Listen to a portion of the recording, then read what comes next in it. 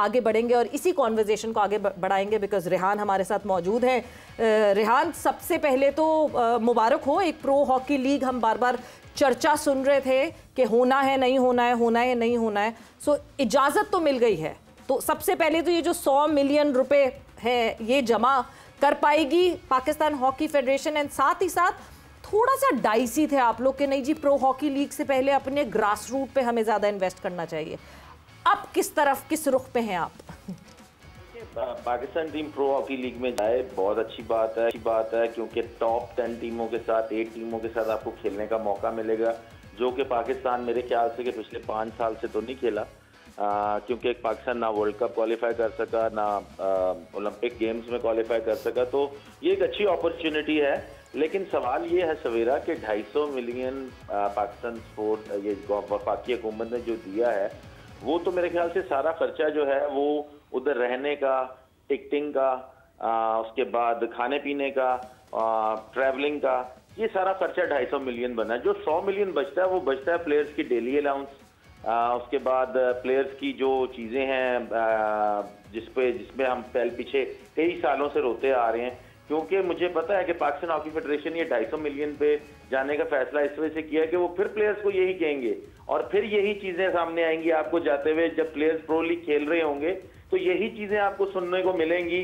कि Pakistan hockey federation ने daily allowances जो है वो अदा नहीं किए हैं, पाकिस्तान टीम जो है वो ट्रैवलिंग जो है उनकी जिस तरह होनी चाहिए थी वो 10-10 घंटे वहां पे बैठे रहे हैं। अब पाकिस्तान हॉकी फेडरेशन को कोई 1 करोड़ देने को राजी नहीं है, तो ये 100 मिलियन कहां से इकट्ठा करेंगे, मेरी तो समझ से बाहर है। बिल्कुल सही बात है रेहान, एग्जैक्टली फंडिंग होती है तो ही हम पीसीबी में भी इतना फ़ायदा हमें हो जाता है कि खिलाड़ी हमारे जो हैं वो सेफ़ रहते हैं और हमारा बोर्ड सेफ़ है, लेकिन हॉकी में इस चीज़ की कमी है, मज़ीद फंडिंग भी कोई इम्कानात नहीं है इस बात के, तो क्या फिर हम ये एक्सपेक्ट कर लें कि हमारा शामिल होना मशकूक है? नहीं, देखिए पाकिस्तान की जो टीम है अगर 250 मिलियन रुपीस जो है वो अगर वफाकी हुकूमत ने वादा कर लिया है तो टीम तो जाएगी। हाँ। क्योंकि जो मैंने लास्ट जो सारी चीजें जो मैंने पेपर वर्क देखा है उसमें डेली अलाउंसेस के ऊपर पाकिस्तान स्पोर्ट्स बोर्ड ने कांटा लगाया हुआ था कि ये हमारी टेरिटरी में नहीं है, और उसके अलावा प्लेयर्स की टिकटिंग के ऊपर लगाया हुआ था, बहुत सारी चीजें थी जिनके ऊपर इन्होंने कहा था कि ये चीजें हमारे उसमें नहीं है, तो उसको निकाल के इन्होंने ये 250 मिलियन जो है ये पैसे जो है फराहम किए हैं गवर्नमेंट ने पाकिस्तान हॉकी फेडरेशन को। अब पाकिस्तान हॉकी फेडरेशन में जो प्रेसिडेंट बैठे हुए हैं तारिक मुफ्ती साहब और सेक्रेटरी राना मुजाहिद साहब, अब इनकी जो कोशिशें हैं ये देखते हैं कहाँ तक रंग लेके आती हैं, क्योंकि अभी प्रो लीग में थोड़ा टाइम है और इनके पास टाइम है कि ये पैसे इकट्ठे कर सकते हैं। अगर ये कर लेते हैं पैसे इकट्ठे तो फिर तो बहुत अच्छी बात है, अगर नहीं कर सकते तो एट द एंड फिर सफर प्लेयर ही करेगा और प्लेयर को ही जो है वो डेली अलाउंसेस और इनसे जो है वो फिर दोबारा लड़ना पड़ेगा पाकिस्तान हॉकी फेडरेशन। अच्छा रेहान, आप हमारे साथ हैं तो इस बात का मैं जरा फायदा उठाना चाहूंगी। गालिबन आज आईपीसी ने तलब किया हुआ है प्रेसिडेंट और secretary of Pakistan hockey federation को। जी बिल्कुल। ओके, तो यानी हम उस मीटिंग का बिल्कुल इंतज़ार करेंगे। हाफिज, जहाँ ये बात हो रही है कि 100 मिलियन जो है वो पाकिस्तान हॉकी फेडरेशन, यानी फिर लड़कों को कहा जाए वॉलंटियरली खेलो? वैसे ये चेक कर लेना चाहिए जब से मंजूरी हुई है उसको जितना वक्त गुजर चुका है वो 5-10 करोड़ खर्च भी ना कर बैठे हों अब तक। अरे क्योंकि तेजी से खर्च करते हैं, क्योंकि उसको काफ़ी वक्त हो गया है। और दूसरा ये जो जैसा आईपीसी मिनिस्ट्री का ये इजलास चल रहे हैं पाकिस्तान पार्लियामेंट में, जिसका अभी आपने रेहान से भी जिक्र किया है, ये कल दोपहर में भी कुछ एक्टिविटी हुई है।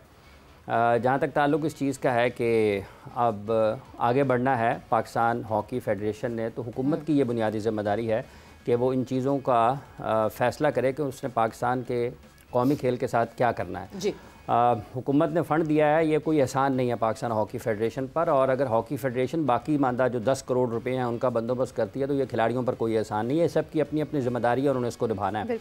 अब ये सवाल ये पैदा होता है कि आप किस तरीके से इसको आगे लेकर चलते हैं। गुज़िश्ता दिनों ये भी सुनने को मिला PHF के सेक्रेटरी की तरफ से कि आप हुकूमत इसको ख़ुद इसके अखराजात की ज़िम्मेदारी उठा ले और ख़ुद खर्च कर ले, तो फिर PHF के सेक्रेटरी की या PHF ऑफिस की कोई ज़रूरत बाकी नहीं रहती है, क्योंकि आप वहाँ पर मौजूद हैं, किसी काम के लिए मौजूद हैं, और ये सारी ज़िम्मेदारी बुनियादी तौर पर पाकिस्तान हॉकी फेडरेशन की ही होती है। हर जगह पर हर इदारे में ऐसे ही काम चलता है।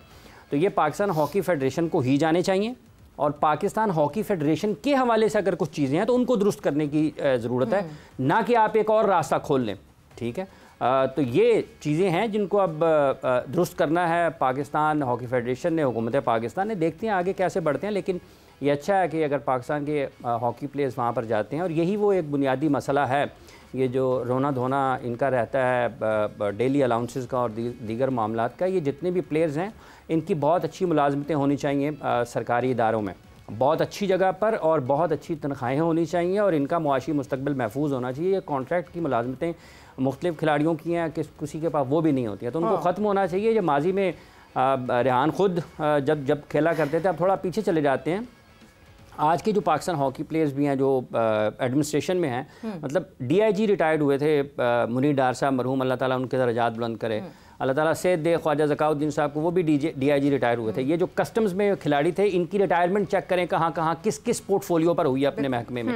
PIA में लोग किस किस पोजीशन पर रिटायर हुए हैं जाके। मंजूर जूनियर अल्लाह ताला उनके दर्जात बुलंद करे, वो किस पोजीशन पर रिटायर हुए। शहबाज सीनियर इस वक्त कहाँ पे हैं। और ये जो जितने दूसरे खिलाड़ी हैं, इनकी अपने अपने बैंक्स में देखें ये किस किस पोजीशंस पर रहे हैं और अभी भी किस पोजीशन पर हैं। भले सारी ज़िंदगी दफ्तर ना गए हों, पंजाब पुलिस ने और दीगर तमाम जो इदारे हैं उन तमाम खेलों में इनके जो मरातब हैं वो चेक करें। और आज के हॉकी प्लेयर के साथ अगर कहीं इस मामले में जुल्म हो रहा है या ज़्यादती हो रही है, तो सबसे पहले उस बुनियाद को ठीक करें, ताकि ये रोना धोना, ठीक है फिर भी आप डेली अलाउंसेस देने हैं, लेकिन कम अज़ कम एक तरफ से खिलाड़ी को एक तसल्ली ज़रूर होती है कि यार कम अज़ कम मुझे अपने इदारे से मेरी तनख्वाह आ जाएगी, मेरा मेडिकल वहाँ से हो जाएगा, मुझे अगर किसी किस्म की कुछ तिबी हवाले से मसाइल होंगे तो मैं जा सकता हूँ, मेरा इदारा मेरे लिए मौजूद है, मेडिकल इंश्योरेंस। हाँ, तो ये जो वो चीज़ें हैं वो आपके साथ होनी चाहिए। और ये डिपार्टमेंट्स का एक बहुत बड़ा रोल रहा पाकिस्तान स्पोर्ट्स की ऑल टुगेदर बात करें तो डिपार्टमेंट्स का एक बहुत बड़ा रोल रहा। बट मोहसिन साहब, एक इतना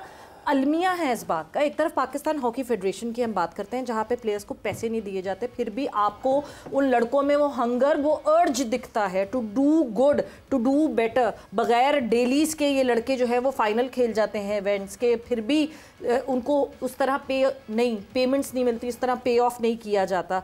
उसी कॉन्ट्ररी में हम पाकिस्तान क्रिकेट बोर्ड में देखते हैं पैसा बहुत है, महीने में लाखों कमाते हैं हमारे क्रिकेटर्स, और पूरा सीजन भी खेल लें, अगर डोमेस्टिक भी खेल लें और अपना इंटरनेशनल भी खेल रहे हो तो लाखों में, बहुत लाख क्या करोड़ भी बन जाता है अमाउंट करते करते।